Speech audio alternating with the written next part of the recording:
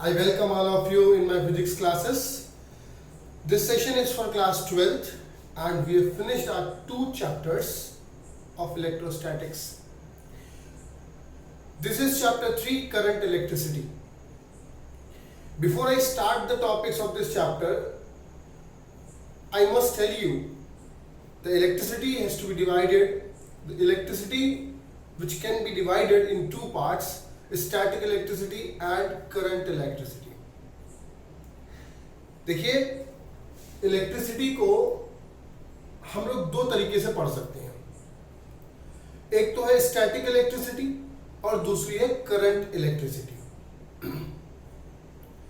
Static electricity जो कि हम लोगों ने पिछले दो चैप्टर्स में पढ़ी, ठीक है ना, जितने भी टॉपिक्स हमने पढ़े वो सारे के सारे टॉपिक्स किस में आते हैं, स्टैटिक इलेक्ट्रिसिटी में आते हैं।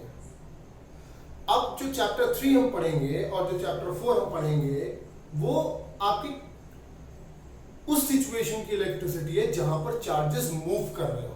भाई स्टैटिक इलेक्ट्रिसिटी का मतलब क्या हुआ, when the charges are at rest, जबकि when the charges are in motion then we will study the current electricity as well as electromagnetism also. समझ आ रही है ना? तो आज हम पढ़ेंगे चैप्टर 3। आज हम स्टार्ट करने जा रहे हैं chapter 3 which is current electricity. Chapter को स्टार्ट करें इससे पहले चैप्टर का कुछ इंट्रोडक्शन आपको मैं दे देता हूं, और आज सिर्फ इंट्रो ही लेंगे, इसके अगले वीडियो में हम प्रॉपर्ली इस चैप्टर को शुरू करेंगे।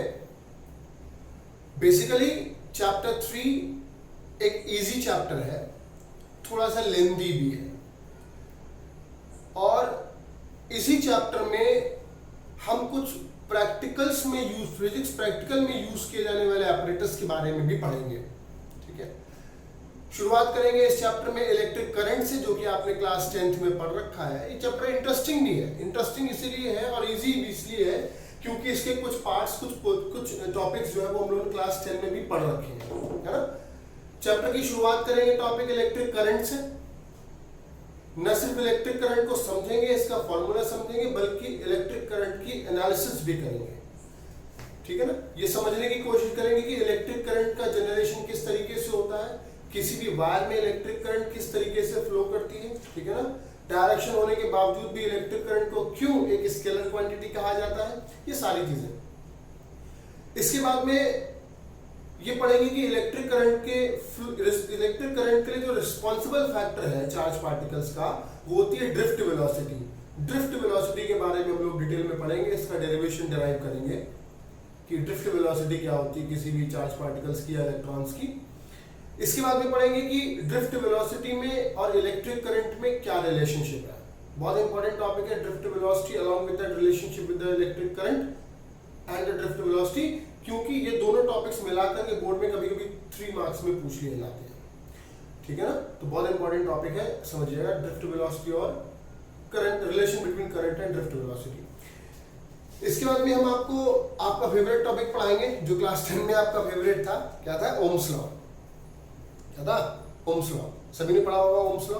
यहाँ पर हम सिर्फ न सिर्फ ओम्स लॉ को पढ़ेंगे बल्कि ओम्स लॉ को डिराइव भी करेंगे, क्योंकि ओम्स लॉ के डेरिवेशन में हमने सिर्फ ये समझा था कि अगर करंट और वोल्टेज डायरेक्टली प्रोपोर्शनल हो तो एक कांस्टेंट रेजिस्टेंस आ जाता है, आर आ जाता है, और रेजिस्टेंस एक पर्टिकुलर फैक्टर्स हमने आपको समझाए थे, 4 फैक्टर्स होते हैं, उन पर डिपेंड करता है। यहाँ पर हम आपको सिर्फ बताएंगे नहीं बल्कि प्रूफ करेंगे, फिर समझेंगे कि रेजिस्टेंस किसी भी कंडक्टर का किन किन फैक्टर्स पर डिपेंड करता है। ठीक है ना, समझ में आ गई बात? तो कौन कौन से टॉपिक्स हम लोगों ने, ये सब मैं सिर्फ मेन टॉपिक्स बता रहा हूँ, इसके बीच में जो टॉपिक्स आते जाएंगे वो भी मैं आपको समझाता जाऊंगा। सबसे पहले हम पढ़ेंगे क्या टॉपिक, इलेक्ट्रिक करंट के बारे में पढ़ेंगे। तो 10th से और 12th में डिफरेंस सिर्फ इतना ही है। 10th में हम लोगों ने सिर्फ इनको इंट्रोड्यूस किया था, इनके बेसिक फंडामेंटल क्या वैल्यूज होती है, क्या चीज, क्या डेफिनेशंस होती है, सिर्फ पढ़ी थी। जबकि क्लास 12th में हम इसको एनालिसिस करेंगे, इसको और डिटेल में पढ़ेंगे, समझेंगे। ठीक है ना, इलेक्ट्रिक करंट का स्टेप में आपको हम लोग क्या पढ़ेंगे, ड्रिफ्ट वेलोसिटी पढ़ेंगे। इसमें हम लोग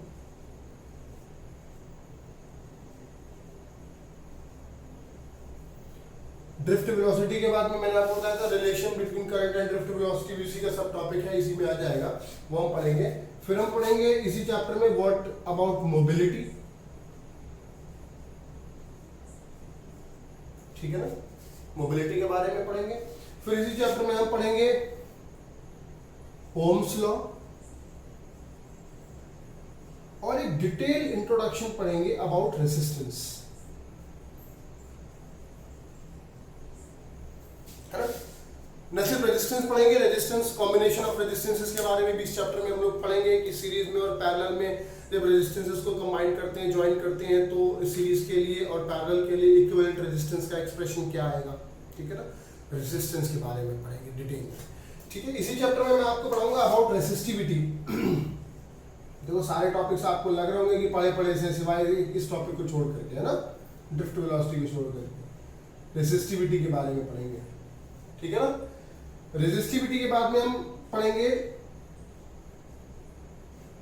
सेल के बारे में, ठीक है ना। सेल हुआ और इसी के सब टॉपिक है जिसमें मैं आपको पढ़ाऊंगा what is EMF, what is potential difference. Potential difference का मतलब ये है कि हम लोग किसी भी सेल के लिए पढ़ेंगे कि टर्मिनल पोटेंशियल डिफरेंस क्या होता है और इंटरनल रेजिस्टेंस क्या होता है ना। इसके बाद सेल का ही ग्रुपिंग पढ़ेंगे, ग्रुपिंग ऑफ सेल्स पढ़ेंगे।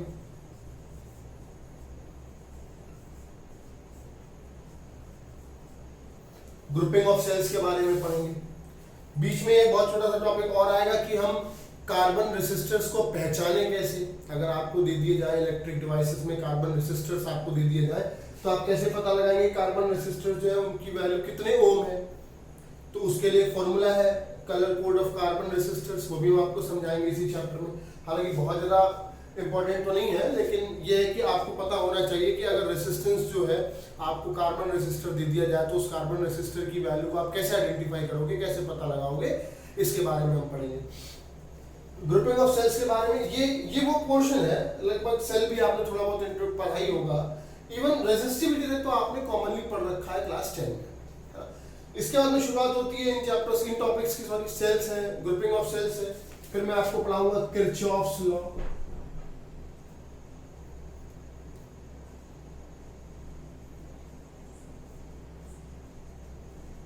किरचॉफ्स लॉ के बारे में पढ़ाऊंगा। दो लॉज हैं किरचॉफ्स के, केसीएल और केवीएल, ये दोनों लॉज पढ़ाऊंगा आपको मैं। किरचॉफ्स लॉ के बाद में the very important Wheatstone bridge मैं आपको पढ़ाऊंगा, व्हीटस्टोन ब्रिज। अब ये इस चैप्टर का वो पोर्शन शुरू हो रहा है जहां से न्यूमेरिकल्स बनते हैं, जहां से एग्जाम में न्यूमेरिकल्स आते हैं, है ना। व्हीटस्टोन ब्रिज हो गया, फिर ये आपका आ गया मीटर ब्रिज, मीटर ब्रिज है। फिर यहां पर आएगा पोटेंशियोमीटर, क्या आएगा, पोटेंशियोमीटर। अब देखो इसी चैप्टर से हमें 3 एक्सपेरिमेंट्स जो हम लोग क्लास 12 में वेरीफाई करते हैं वो इसी चैप्टर से। एक तो ओम्स लॉ को वेरीफाई करेंगे, इसी चैप्टर में पढ़ेंगे। मीटर ब्रिज के 2 एक्सपेरिमेंट्स करेंगे यहाँ पर हम लोग क्लास 12 में, वो भी यहीं पर आपको पढ़ाएंगे। पोटेंशियोमीटर के भी 2-3 एक्सपेरिमेंट्स हम करते हैं, वो भी मैं आपको इसी चैप्टर में पढ़ाऊंगा। तो ये चैप्टर न सिर्फ थियोरेटिकली इंपॉर्टेंट है, बल्कि जब हम लैब में एंटर करेंगे, जब लैब में हम प्रैक्टिकल्स करेंगे जाकर के, तो भी ये चैप्टर हमारे बहुत काम आने वाला है ना। न्यूमेरिकल्स भी इस चैप्टर से ज्यादातर आते हैं। मीटर ब्रिज हुआ या किरचॉफ्स लॉ हुआ, इनसे न्यूमेरिकल, पोटेंशियोमीटर हुआ, इनसे न्यूमेरिकल्स भी एग्जाम में देखने को मिल जाता है। तो ये एक समरी है इस चैप्टर की। देखने से लग रहा होगा ज्यादा, बहुत नंबर ऑफ टॉपिक्स इसमें ज्यादा है और इस चैप्टर के लिए नंबर ऑफ लेक्चर्स भी बहुत ज्यादा होने वाले हैं, है ना। घबराइएगा बिल्कुल भी मत, ये चैप्टर बहुत ईजी है। कॉन्सेप्चुअल पोर्शन इसमें बहुत ज्यादा है, न्यूमेरिकल पोर्शन आपको इसमें बहुत देखने को मिलेगा, डेरिवेशंस भी इसमें आपको बहुत ज्यादा देखने को मिलेंगे। लेकिन अल्टीमेटली फाइनली अगर मैं देखूं तो ये चैप्टर है बहुत इजी समझने के लिए आज से, है ना। बोर्ड के लिए इंपॉर्टेंट भी है। तो ये एक स्कोरिंग चैप्टर है, एक ऐसा पैकेज है आपके लिए जो कि स्कोर भी कराएगा, आपको पढ़ने में इंटरेस्ट भी आएगा और न्यूमेरिकल्स भी सॉल्व करने में इंटरेस्ट आएगा, है ना। तो चलिए शुरुआत करते हैं चैप्टर 3 करंट इलेक्ट्रिसिटी की with the topic electric current.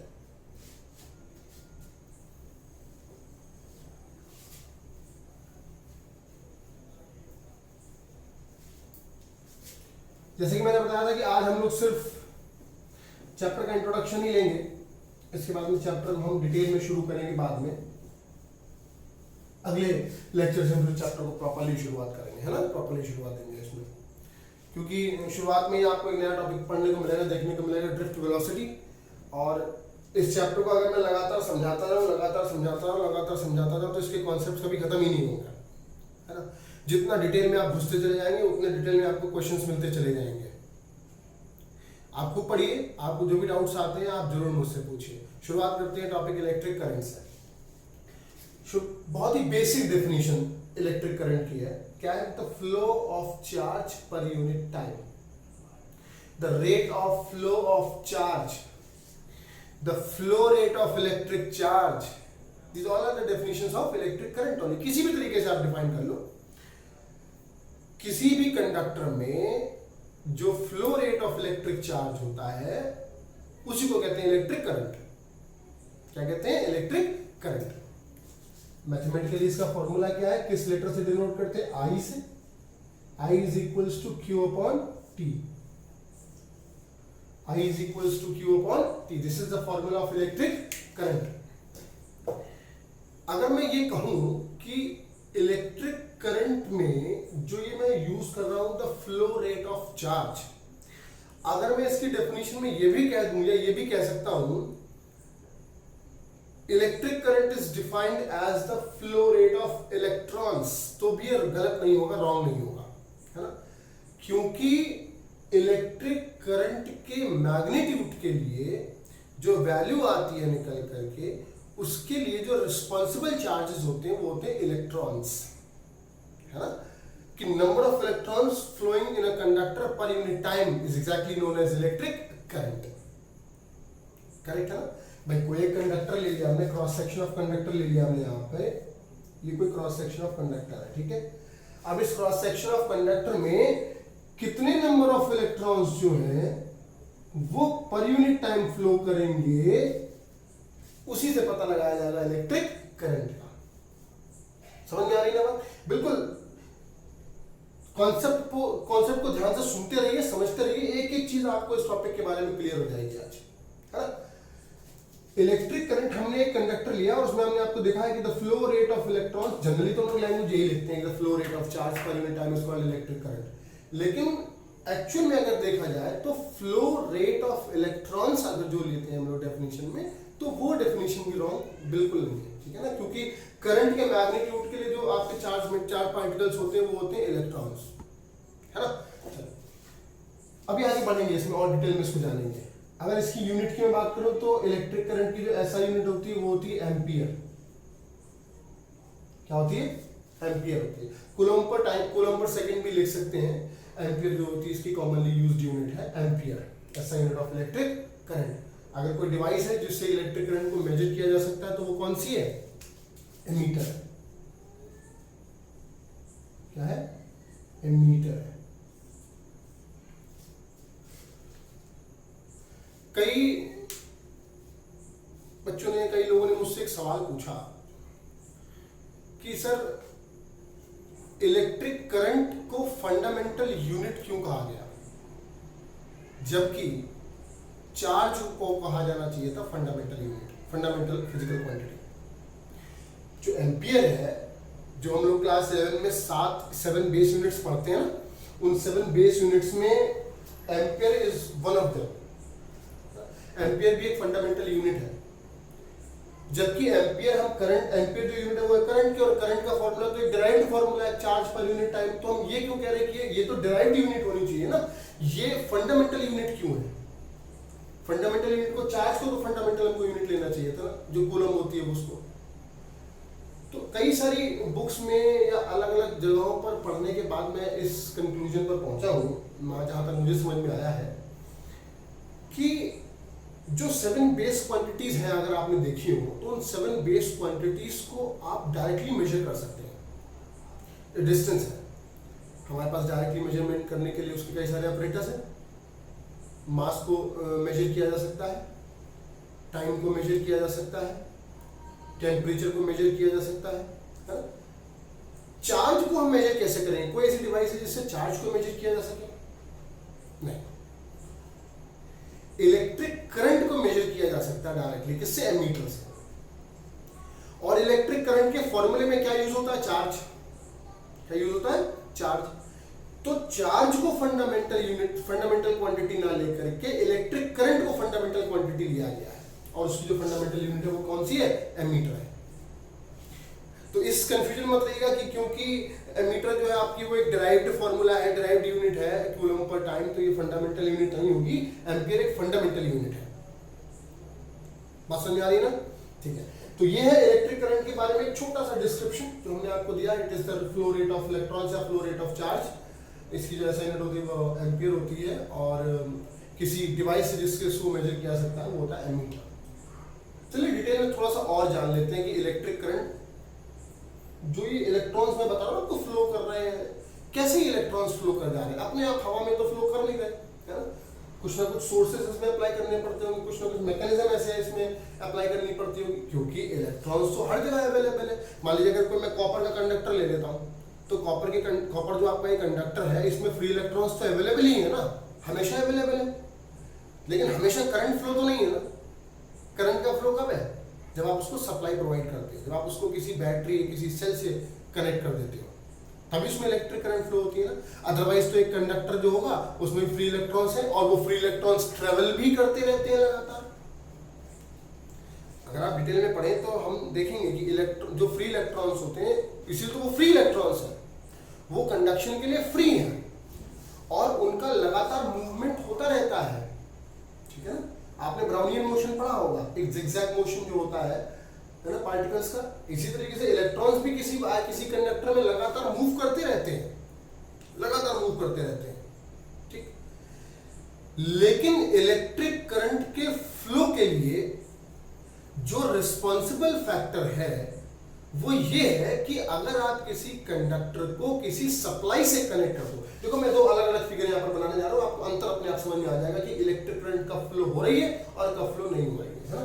यहाँ पर मैं देख रहा हूँ, ये मैंने क्रॉस सेक्शन ऑफ वायर बनाया, और इस क्रॉस सेक्शन ऑफ वायर में हम देख पा रहे हैं कि ये इलेक्ट्रॉन्स का फ्लो है, जबकि मैंने इस वायर को किसी भी सप्लाई से कनेक्ट नहीं कर रखा है उस सिचुएशन में। ठीक, और दूसरा मैंने वायर बनाया, दूसरा क्रॉस सेक्शन ऑफ वायर मैंने लिया, या इसी वायर को अगर मैं बाद में किससे कनेक्ट कर दूं, एक सप्लाई से कनेक्ट कर दूं। किससे कनेक्ट कर दूं? सप्लाई से कनेक्ट कर दूं। अब क्या ये positive end of the cell है, ये negative end of the cell है ना? तो positive end of the cell के लिए आपका जो कंडक्टर का ये वाला हिस्सा होगा, ये यहाँ पर पॉजिटिव हो जाएगा और यहाँ पर नेगेटिव हो जाएगा। मुझे बताइए इस वायर के जो इलेक्ट्रॉन्स होंगे, इस वायर में जो इलेक्ट्रॉन्स होंगे, अब वो कहां पर मूव करेंगे? अब वो कहां पर मूव करेंगे? इलेक्ट्रॉन्स क्या towards the positive terminal drift नहीं हो जाएंगे, शिफ्ट नहीं हो जाएंगे?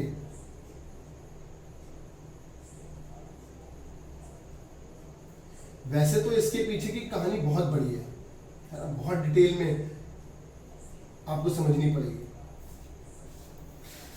यहां पर इलेक्ट्रॉन जो मूव कर रहे थे वो here and there randomly move कर रहे थे, जबकि जैसे ही मैंने इस वायर को एक सप्लाई से कनेक्ट कर दिया, सप्लाई से कनेक्ट होते ही ये जितने भी इलेक्ट्रॉन्स थे ये सारे के सारे towards the positive terminal shift होने लगे, और इसमें जो पॉजिटिव चार्जेस होंगे ऑब्वियसली वो टुवर्ड्स द नेगेटिव टर्मिनल जाने लगेंगे ना?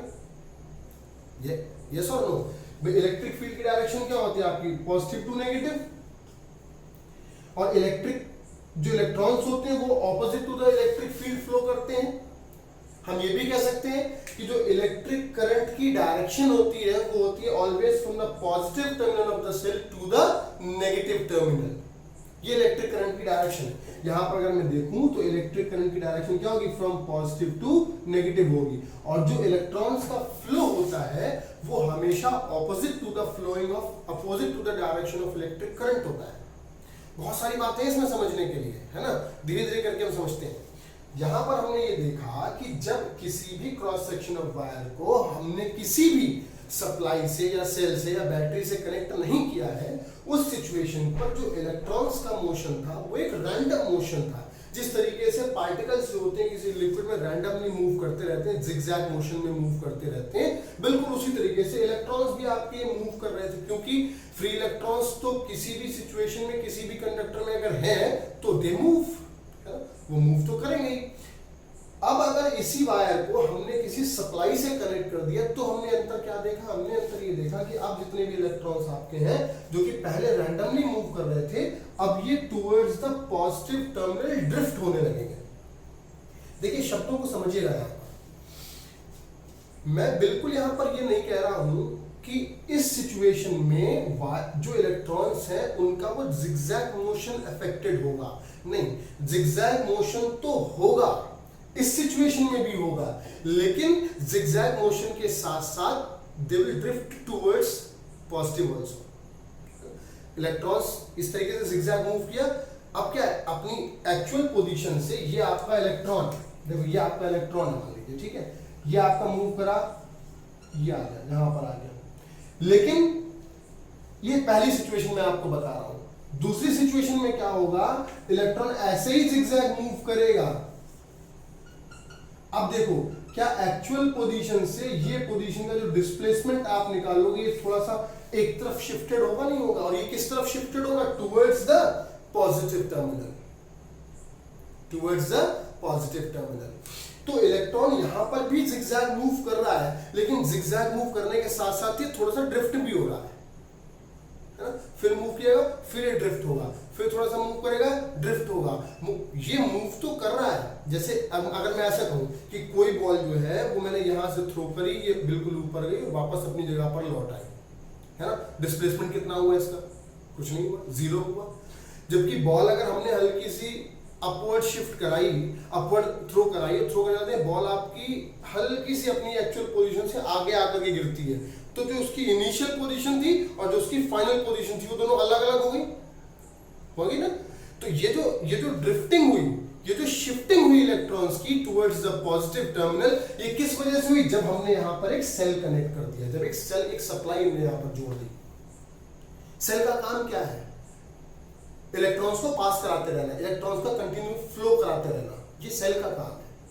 ये डिफरेंस मैंने आपको बताया था पिछली बार भी, कैपेसिटर में और सेल में क्या डिफरेंस होता है। Capacitor stores the charge, cell का क्या काम होता है, सेल का काम होता है उस इलेक्ट्रॉन को या चार्ज को कंटिन्यूअस फ्लो में रखना, वो सेल का काम होता है सप्लाई में, है ना।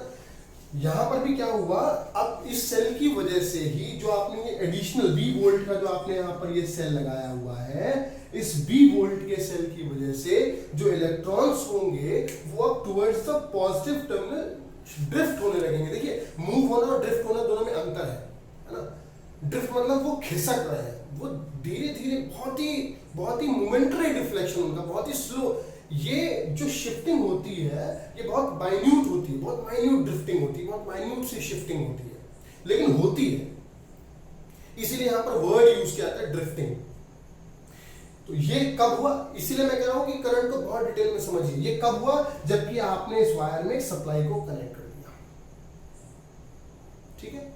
और इसी से आपकी निकल करके आती है फिर डेफिनेशन ऑफ ड्रिफ्ट वेलोसिटी। तो अभी आज मैं सिर्फ आपको ड्रिफ्ट वेलोसिटी की डेफिनेशन तक समझा देता हूं, बता देता हूं, उसका डेरिवेशन फिर हम लोग लेटर ऑन डिस्कस करेंगे।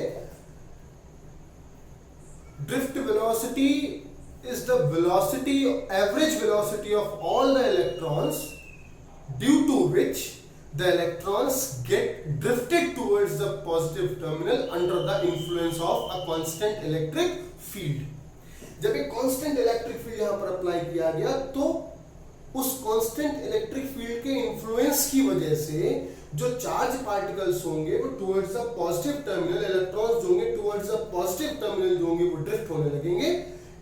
इन इलेक्ट्रॉन्स की एवरेज वेलोसिटी को हम लोग कहेंगे ड्रिफ्ट वेलोसिटी, है ना। जब एवरेज निकालेंगे सारे के सारे इलेक्ट्रॉन्स का तो उसको कहेंगे हम लोग ड्रिफ्ट वेलोसिटी, ठीक है। एक क्वेश्चन और पूछा जा सकता है यहां पर, या आपके दिमाग में आ सकता है कि इलेक्ट्रिक करंट एक स्केलर क्वांटिटी है। कैसी क्वांटिटी है, स्केलर। ऐसा क्या, जबकि इलेक्ट्रिक करंट में तो मैग्नीट्यूड और डायरेक्शन दोनों होते हैं। नहीं पढ़ा आपने direction is from positive terminal to negative terminal, पढ़ा है ना। इलेक्ट्रिक करंट की डायरेक्शन होती है और वो डायरेक्शन क्या होती है, from positive terminal of the battery और of the cell to the negative terminal. तो अगर इसमें मैग्नीट्यूड और डायरेक्शन दोनों होते हैं तो फिर ये स्केलर कैसे हुई, ये कॉन्ट्रडिक्शन क्यों है। आपने क्लास 11th में एक टॉपिक पढ़ा है चैप्टर 4 में, triangular law of vector addition या parallelogram law of vector addition. क्या फॉर्मूला पढ़ाया हमने आपको, फॉर्मूला पढ़ाया है कि resultant of two vectors at a certain angle theta क्या है, the resultant of two vectors at a certain angle theta can be calculated by the formula a square plus b square plus 2ab cos theta in under root। नहीं पढ़ा हमने? कब होता है? अगर ये मान लीजिए एक वेक्टर ये और एक वेक्टर ये, बीच का एंगल थीटा है, तो उनका जो रिजल्टेंट कैलकुलेट किया जाएगा वो कैसे कैलकुलेट किया जाएगा? By using the triangular law of vector addition, है ना? और वो triangular law of vector addition क्या है? फॉर्मूला cos थीटा के टर्म में, थीटा के टर्म में। इलेक्ट्रिक करंट जो है वो वेक्टर एडिशन को फॉलो नहीं करता, ओबे नहीं करता। इलेक्ट्रिक करंट का मैग्नीट्यूड हम लोग डिफरेंट मैग्नीट्यूड्स को एल्जेब्रिकली ऐड करके पता लगा सकते हैं। जैसे एग्जांपल के तौर पर मान लीजिए ये कोई एक करंट है जिसमें जो आपकी 10 एम्पियर है, ये दूसरी कोई करंट है जो कि 3 एम्पियर है, और इनके बीच में एंगल मान लीजिए 60 डिग्री है। अब यहाँ पर जो करंट होगी वो इन दोनों का एडिशन ही तो होगी। कितनी होगी? 10 और 3 कितने जाएगी? 13 एम्पियर। चाहे एंगल 60 डिग्री हो और चाहे फिर आपका ये एंगल आप 70 डिग्री कर दो, चाहे आपका एंगल 90 डिग्री कर दो। अगर ये 10 एम्पियर और ये 3 एम्पियर है तो यहाँ पर करंट 13 एम्पियर ही तो जाएगी। क्या एंगल का 90 डिग्री पर कर दीजिए, क्या एंगल का करंट के मैग्नीट्यूड पर कोई फर्क पड़ रहा है? कोई फर्क नहीं पड़ रहा, कोई भी फर्क नहीं पड़ रहा। इसका मतलब क्या है कि करंट वेक्टर एडिशन को ओबे ही नहीं करती है, और अगर वेक्टर एडिशन को ओबे नहीं करती है तो ये वेक्टर क्वांटिटी कैसी हुई? समझ में आ रही है ना? इसीलिए स्केलर क्वांटिटी है electric current. Electric current is a scalar quantity. सभी को याद रहेगा? सभी को समझ में आ गया? तो आज मैंने सिर्फ और सिर्फ इलेक्ट्रिक करंट को और ड्रिफ्ट वेलोसिटी को थोड़ा सा इंट्रोड्यूस किया है। हम अपने अगले वीडियो में ड्रिफ्ट वेलोसिटी को लेकर के ही फिर कंटिन्यू करेंगे चैप्टर, ठीक है ना? तो आज जाकर के आप अगर चाहें तो आप क्लास 10 की बुक उठा करके और उसके जो टॉपिक्स हैं, इलेक्ट्रिक करंट हुआ, ओम्स लॉ, ये सब रिवाइज कर सकते हैं, ताकि जब हम आपको आगे लेक्चर्स दें इस चैप्टर के तो आपको वो चीजें नई सी ना लगे। समझ आ रही ना सभी को मेरी बात? ठीक है ना? एनसीईआरटी से रिवीजन करिएगा, एनसीईआरटी पढ़िएगा, आपको उसमें हर सवाल के जवाब मिलेंगे। एनसीईआरटी फिजिक्स की श्रीमद् भगवद गीता की तरह ही है, जिसमें हर सवाल के जवाब है, हर समस्या का समाधान है। एनसीईआरटी बुक पढ़िए, आपको हर टॉपिक के हर क्वेश्चन का जवाब मिलेगा, ठीक है ना? हाँ जी। तो हमने आज चैप्टर 3 आपको पढ़ा है, और आप जब इसको रिवाइज करेंगे उसके बाद में फिर हम आगे इस चैप्टर के ड्रिफ्ट वेलोसिटी को लेकर के इसके आगे और भी टॉपिक्स पढ़ाएंगे, ठीक है ना? तो till then stay home, stay safe, thank you very much.